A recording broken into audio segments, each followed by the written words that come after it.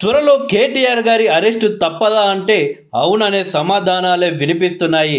దానికి ప్రధాన కారణం గతంలో ప్రస్తుత సీఎంగా ఉన్న రేవంత్ రెడ్డి గారికి సంబంధించిన ఇన్సిడెంట్తో ఈ ఇన్సిడెంట్ కూడా అలాగే ఉండడంతో కేటీఆర్ అరెస్టు తప్పదనే వార్తలైతే ప్రస్తుతం బలంగా వినిపిస్తుంది. ఇక అసలు మ్యాటర్లోకి వెళ్తే బీఆర్ఎస్ పార్టీ వర్కింగ్ ప్రెసిడెంట్ అయిన కేటీఆర్ పై భూపాలపల్లి జిల్లా మహదేవ్పూర్ పోలీస్ స్టేషన్లో ఒక కేసు నమోదైంది. ఆయనతో పాటు మాజీ ఎమ్మెల్యేలు గండ్ర వెంకటరమణారెడ్డి, బాల్క సుమన్లపై భారతీయ నాగరిక సురక్ష సంహితలోని 223(b)(3)(5) సెక్షన్ల కింద గత నెల 28న ఎఫ్ఐఆర్ నమోదైంది.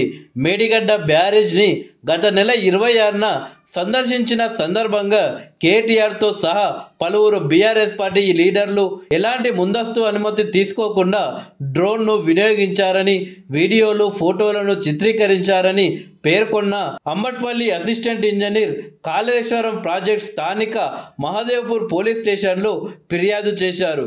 ఈ వీడియో చిత్రీకరణ కారణంగా మేడిగడ్డ బ్యారేజ్ ముప్పు పొంచి ఉన్నదని ఆ ఫిర్యాదులో పేర్కొన్నారు.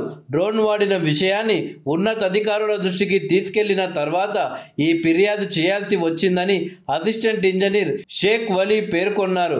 ఈ ఫిర్యాదును పరిగణలోకి తీసుకున్న పోలీస్ ఇన్స్పెక్టర్ బిఎన్ఎస్లోని పలు సెక్షన్ల కింద ఎఫ్ఐఆర్ నమోదు చేశారు. అయితే గతంలో కాంగ్రెస్ పార్టీ వర్కింగ్ ప్రెసిడెంట్గా మల్కజ్గిరి ఎంపీగా సీఎం రేవంత్ రెడ్డి గారు ఉన్నప్పుడు మార్చి 5, 2020న ప్రస్తుతం సీఎంగా ఉన్న రేవంత్ రెడ్డి గారిని చెర్లపల్లి జైలుకు తరలించారు. ఉప్పర్పల్లి న్యాయస్థానం ఆయనకు 14 రోజుల రిమాండ్ విధించింది. దీంతో పోలీసులు ఆయన్ను జైలుకు తరలించారు. రంగారెడ్డి జిల్లా జన్వాడలో అనుమతి లేకుండా డ్రోన్ ఎగురవేశారనే కేసులో రేవంత్ రెడ్డి గారితో పాటు ఆయన సోదరుడు మరో 7గురిపై పోలీసులు కేసు నమోదు చేశారు. ఈ కేసులో రేవంత్ రెడ్డి గారిని మార్చి 5 మధ్యాహ్నం నర్సింగ్ పోలీస్ స్టేషన్కు తీసుకువెళ్లారు.